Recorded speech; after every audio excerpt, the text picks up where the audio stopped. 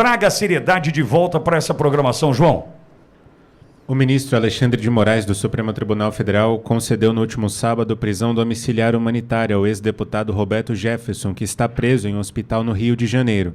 A decisão de Moraes vem após uma manifestação da Procuradoria-Geral da República que opinou pela concessão do benefício. A prisão domiciliar humanitária havia sido solicitada pela defesa de Jefferson e teve a concordância do Hospital Samaritano, onde ele se encontrava.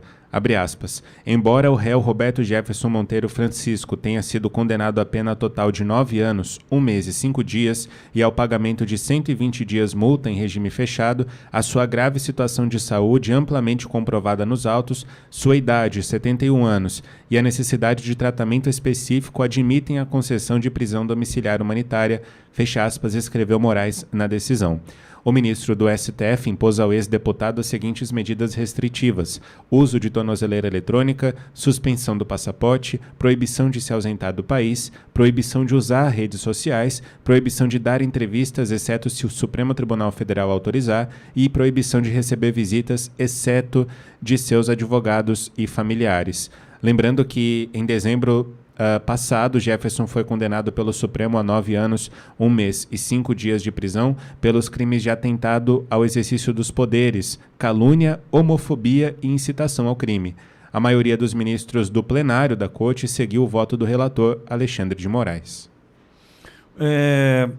Eu só acho estranho o seguinte, né? Agora o hospital diz que ele tem um estado grave de saúde e libera ele para casa. Agora que ele precisa do hospital, libera ele para casa.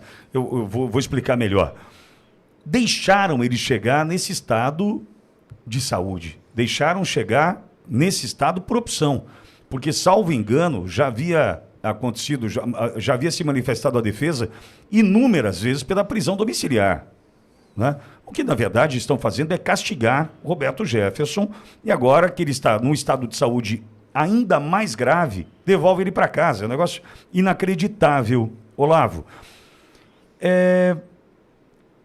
Roberto Jefferson é um personagem daquela eleição de 2022, né, que teve problemas ali, teve a questão da recepção da Polícia Federal naquele tiroteio, mandou bala, aquela coisa toda, enfim.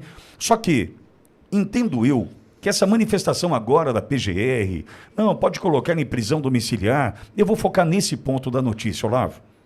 Walter, essa triangulação Polícia Federal, PGR e Supremo, isso é nocivo para o Brasil. Eu não consigo mais, Pitoli, isso é um problema meu, eu não consigo mais acreditar na Procuradoria-Geral da República e nas suas manifestações. Eu vejo um toque, bola, sabe aquele, passo para você, você passa para mim, acho que pode pôr em domiciliar, hein? Eu não consigo mais acreditar que é uma manifestação genuína da Procuradoria, Olavo. Não sei se eu estou sendo claro. Eu vejo que tem provocação, né? Provavelmente o Moraes fala assim, vamos colocar esse cara em domiciliar, antes que ele morre no hospital, vai dar um problema aí para nós.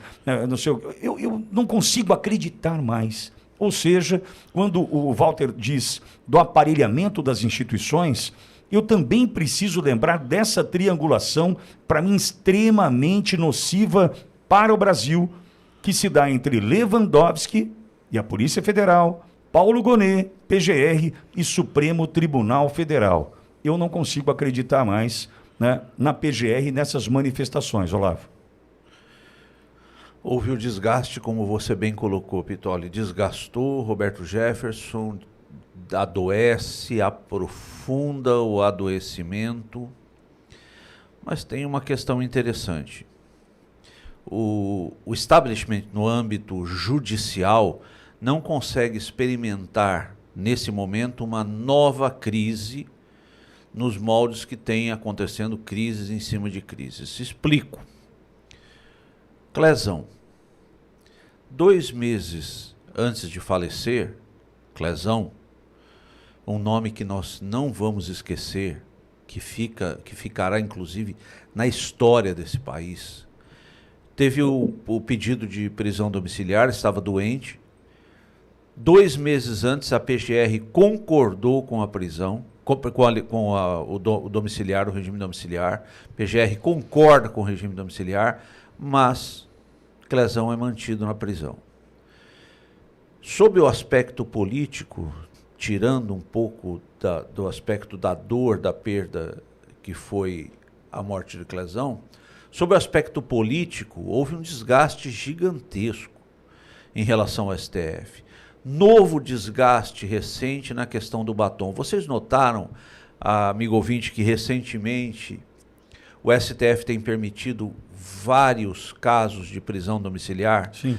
Diferentemente do que acontecia, o único objetivo é político. O STF não é mais um órgão de justiça, é um órgão político. É evitar novos desgastes políticos em relação aos procedimentos incomuns que acontecem no processo de 8 de janeiro. Não pensa assim, há uma benevolência, nasceu um coração onde havia um coração de carne, onde havia um coração de pedra. Não, esquece. Não aconteceu. É simplesmente uma medida política para evitar desgastes. Imagina a hipótese, vamos deixar nossa mente livre, a hipótese na qual Roberto Jefferson apresenta um estado grave de saúde, tem a prisão domiciliar negada e falece. Imagina o tamanho do desgaste. Então não há benesse hoje no judiciário brasileiro, na mais alta corte. Simplesmente se evita desgaste político. Concorda, Walter? Eu concordo com o Olavo. Eu acho que essa questão de ser uma corte política, né, nos faz crer que as decisões são políticas, Walter. Eu vou dar uma de esquerdista aqui, vou discordar de vocês.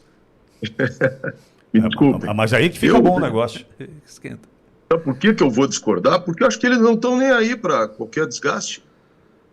Pessoas se sentem no Olimpo inalcançáveis, inatingíveis. E estão. Pitoli, lá no início do programa, falou da eleição do ano que vem, e eu quero falar da eleição e do Senado. É o Senado que poderia corrigir isso. Na verdade, o que está acontecendo com esse pessoal que está em prisão domiciliar, Olavo, é a mesma coisa que aconteceu com quem estava na embaixada da Argentina, em Caracas. É prisão igual. Os Estados Unidos fez uma operação para resgatar aquele pessoal, porque eles estavam presos ali dentro, né? Não estavam?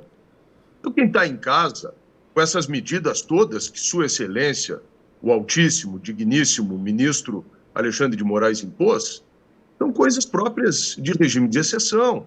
Não pode falar, se for pedir bom dia, tem que pedir com licença, se for ir no banheiro, tem que pedir autorização, não tem passaporte, não tem rede social, tem tornozeleira eletrônica, não pode sair fora. O que aconteceu com o Daniel Silveira? Teve que ir ao hospital. O que aconteceu quando ele foi ao hospital? Com um laudo do médico. Voltou para a cadeia. Que liberdade é essa? Então não há. Eu quero lembrar do início dessa história. Primeiro, o que o Pitoli está falando, e nós estamos falando de aparelhamento das instituições, e de novo a história do relativismo, o ministro Gilmar Mendes, o tanto que ele tem condenado e falado e criticado o Deltan Dallagnol e a Lava Jato, e o Sérgio Moro e tudo mais, era exatamente por isso, por uma espécie de promiscuidade entre o órgão acusador, que é o Ministério Público, e os juízes, que deveriam ser imparciais. É isso que eles criticam lá atrás, não é isso, Olavo? Que eles têm criticado? E o que tem acontecido? Não é exatamente essa mesma promiscuidade? Semana passada, também está na minha página aí no Endireitando, a ministra Carmen Lúcia, num evento no Ministério Público de São Paulo, rasgando elogios ao ministro Alexandre de Moraes, diz que o ministro era Ministério Público, e ela nunca deixa de ver nas manifestações do ministro a presença do Ministério Público, e foi aplaudida naquele ambiente por aqueles que deveriam ser, pela Constituição, que está ali em cima, os fiscais da lei. E um juiz que deveria ser equidistante e imparcial, dizendo isso, que um ministro da mais alta corte do Brasil é Ministério Público. E a OAB calada. E os deputados, um que o outro falando, a grande maioria preocupada com as suas emendas parlamentares. Pitoli, tudo isso com o Roberto Jefferson começou por um crime de injúria. Injúria. Tá? Ninguém está apoiando aqui as coisas que ele disse. Vamos lembrar que tu falou assim, parou de cair o Pix na conta de alguém nessa história do INSS. Vamos lembrar que tudo isso do Roberto Jefferson foi ele que denunciou lá atrás a Lava Jato. Vocês lembram, né? O Zé Dirceu, que agora foi anistiado e voltou, foi o Roberto Jefferson, porque parou de cair o Pix na conta dele, ele denunciou. Aí veio todo o esquema da Lava Jato, todo mundo foi preso, o Brasil se escandalizou, um presidente foi condenado com razão e com provas e com materialidade. Bom, aí se varre tudo isso para baixo do tapete, né, se começa a prender os mocinhos de ontem, e o Roberto Jefferson começa a falar coisas que não tem que falar. Mas até aí era injúria. Injúria. E foi preso numa prisão cautelar, e não, por crime de injúria, que é uma coisa que é inédita no nosso país, e dali que se seguiu toda essa história. Porque aí ele reagiu, fez aquela bobagem de receber a Polícia Federal, mas aí a Polícia Federal também já não estava mais atuando nos estritos limites da legalidade. A gente pode dizer que formalmente estava, porque é uma ordem judicial. Mas vem cá, a ordem judicial, se tem que obedecer, se cumpre. Então a gente tem visto tudo isso. Dependendo de quem coloca a coisa no papel, a ordem no papel, os órgãos de Estado vão lá e cumprem. E eu pergunto, qual é a diferença disso para as outras ditaduras que a gente tem visto no mundo afora, a não ser o fato de que aqui é o Poder Judiciário que está fazendo, Olavo, sem ter nenhum tipo de correção. Então, esse negócio do Roberto Jefferson é uma novela com capítulos, cada um deles pior do que o outro. Né? Eu diria, quem sabe, assim, uma novela mexicana, mas a novela mexicana ainda é o pastelão, quando, na verdade, o que a gente está vendo no Brasil, infelizmente, é filme de terror.